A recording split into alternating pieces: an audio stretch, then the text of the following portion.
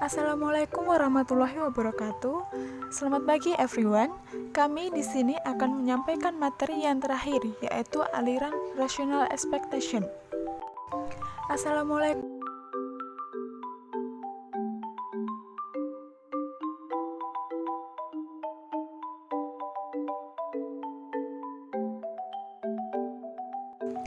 Kelompok kami beranggotakan 3 orang. Yang pertama adalah Salsa Nur Hanifah, kemudian Salsabila Zahroh, dan yang terakhir adalah Ananta Wulandari. Yuk kita simak penjelasannya. Kelompok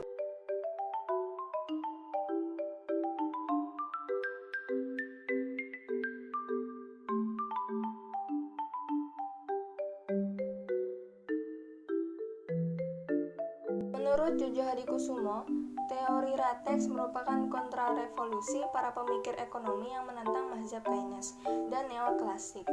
Sejak awal tahun 1980-an, pemikiran Ratex sangat berpengaruh di kalangan akademik, khususnya di Amerika Serikat.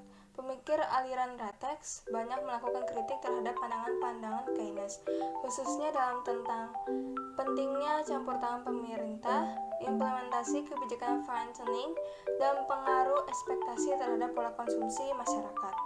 Aliran ini muncul sebagai respons terhadap munculnya masalah stagflasi yang terjadi pada akhir tahun 1970-an, yaitu masalah kombinasi antara pengangguran dan inflasi yang terjadi secara bersamaan. Esensi atau hakikat dari aliran ini adalah asumsi bahwa pasar akan terus-menerus berada dalam keseimbangan dan adanya ekspektasi rasional dari pelaku ekonomi.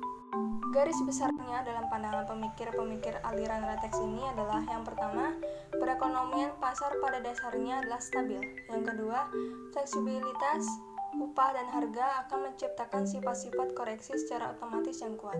Yang ketiga, masyarakat melakukan ekspektasi yang rasional dalam aktivitas ekonominya. Yang keempat, uang adalah netral atau money neutrally. Yang kelima, kebijakan stabilisasi makroekonomi adalah tidak efektif. Setiap perubahan dalam kebijakan makroekonomi yang bersifat diskresioner dapat diantisipasi oleh para pelaku ekonominya. Menurut Jojo Hadikusumo,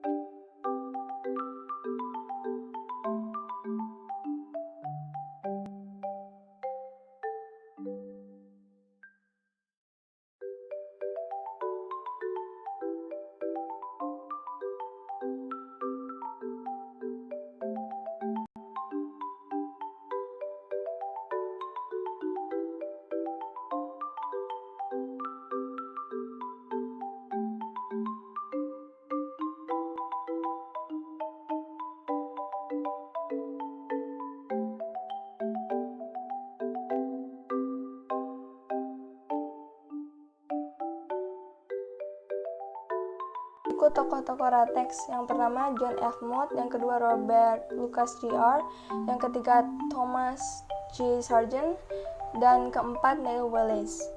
Yang pertama John F. Mott. John F. Mott adalah seorang pendiri ide Ratex. Dia mengemukakan premis di awal 1960-an.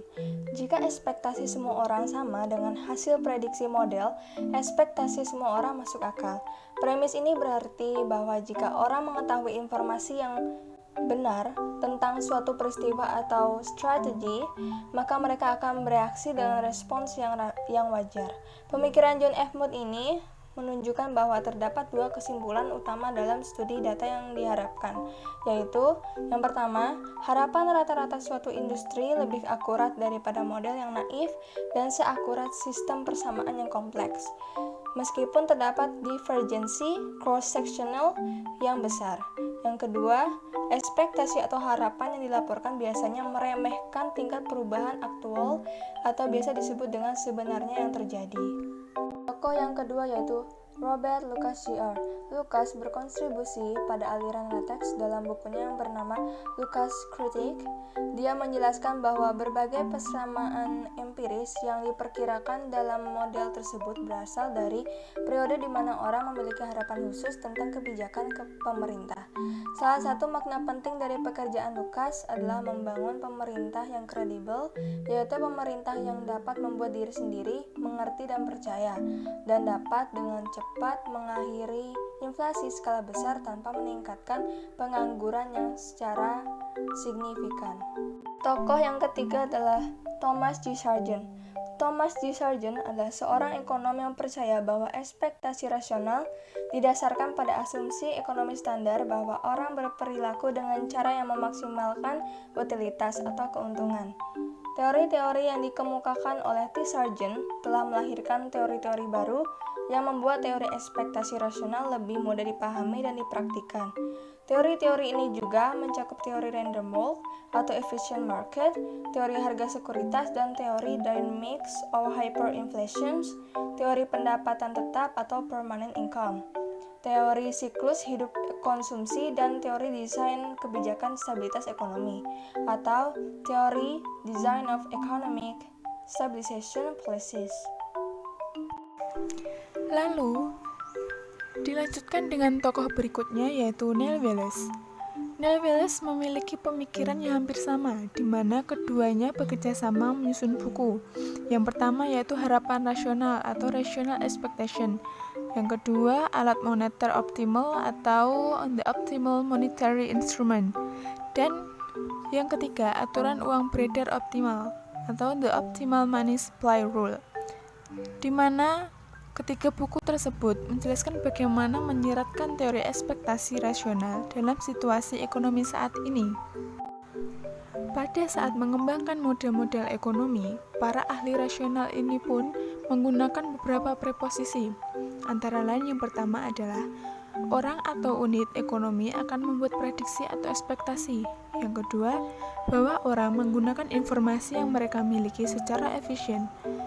Yang ketiga, bahwa orang tidak secara sistematis membuat kesalahan-kesalahan dalam ekspektasi. Lalu yang terakhir adalah bahwa orang akan merespon secara rasional terhadap kebijakan-kebijakan untuk mereka sendiri dan kepentingan pribadi. Selanjutnya ada unsur ekspektasi dalam perekonomian. Dalam ideologi neo-Keynesian tahun 1970-an, tren monetarisme dan penawaran mendominasi teori, gagasan, dan kebijakan-kebijakan makroekonomi. Namun, ketiga metode tersebut memiliki kelemahan, yaitu tidak memperhatikan unsur ekspektasi yang diharapkan dan kebijakan-kebijakan ekonomi, baik fiskal dan moneter. Sedangkan menurut pendapat para ahli rateks, unsur yang diinginkan yaitu ekspektasi memegang peranan penting dalam menentukan aktivitas kegiatan ekonomi.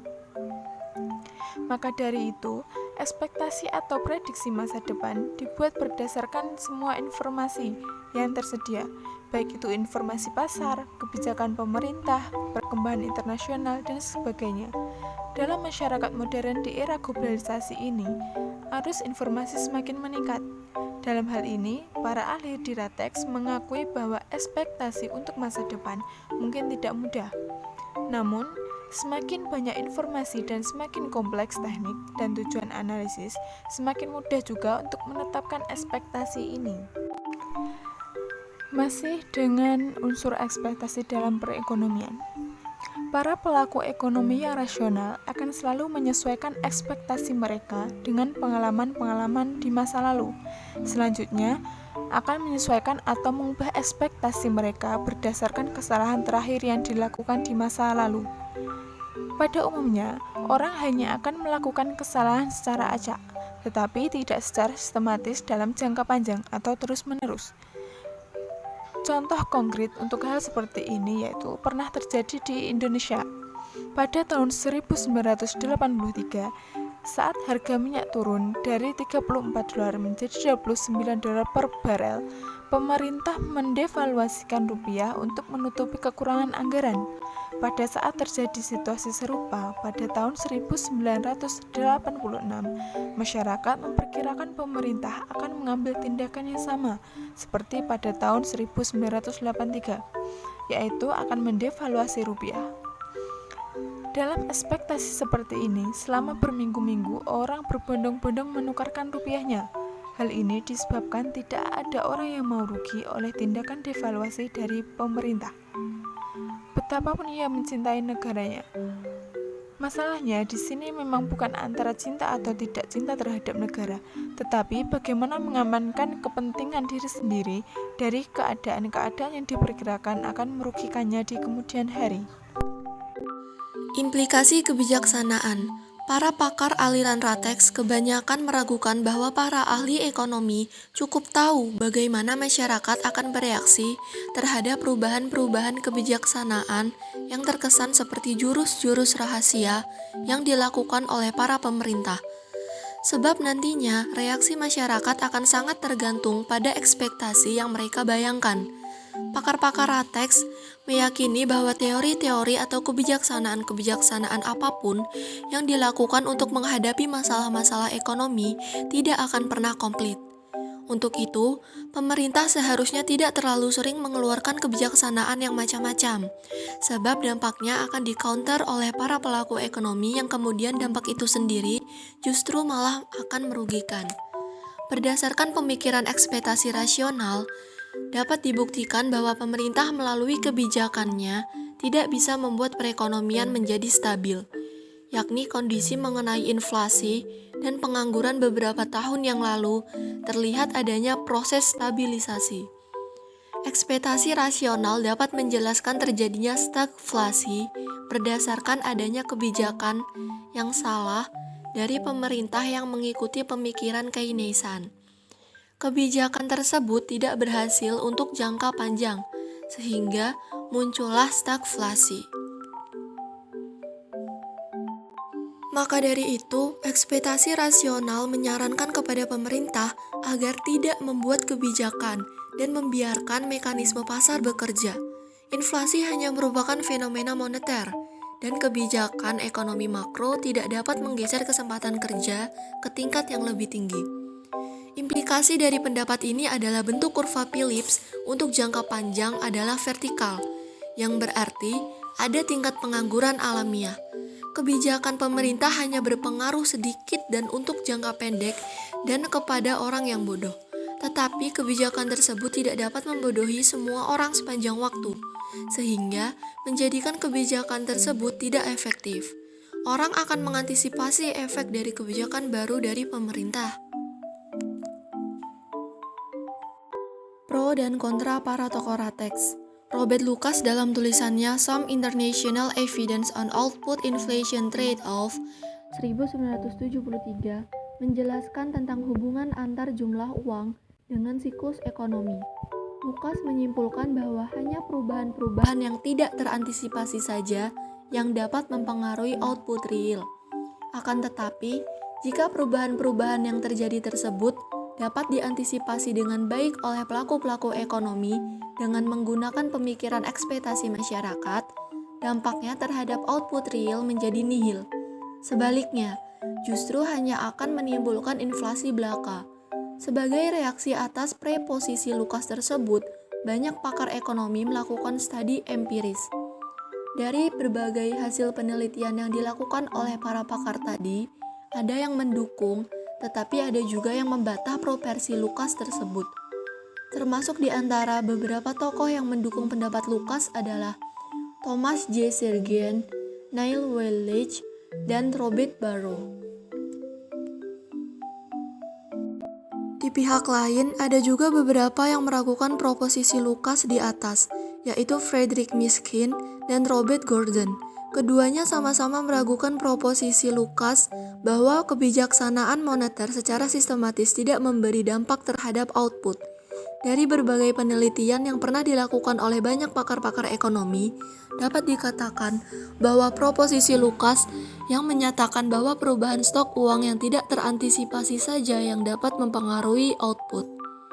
Namun, teori di atas agak lemah pembuktian empirisnya. Lemahnya bukti-bukti empiris mengenai teori tersebut menyebabkan sebagian pakar percaya bahwa perlu ditemukan penjelasan yang lebih baik tentang peran uang dalam siklus ekonomi. Tujuan pendekatan keseimbangan umum yang dikembangkan pakar-pakar Ratex untuk membangun teori-teori makro berdasarkan teori-teori mikro yang kokoh pada umumnya disetujui oleh para ahli ekonomi. Bagaimanapun, preposisi mereka bahwa tidak ada peran nyata kebijaksanaan moneter dalam mempengaruhi output dan kesempatan kerja masih memerlukan penelitian lebih dalam. Baiklah, terima kasih. Sekian presentasi dari kami. Apabila ada kurang dan salah, kami mohon maaf yang sebesar-besarnya. Wassalamualaikum warahmatullahi wabarakatuh.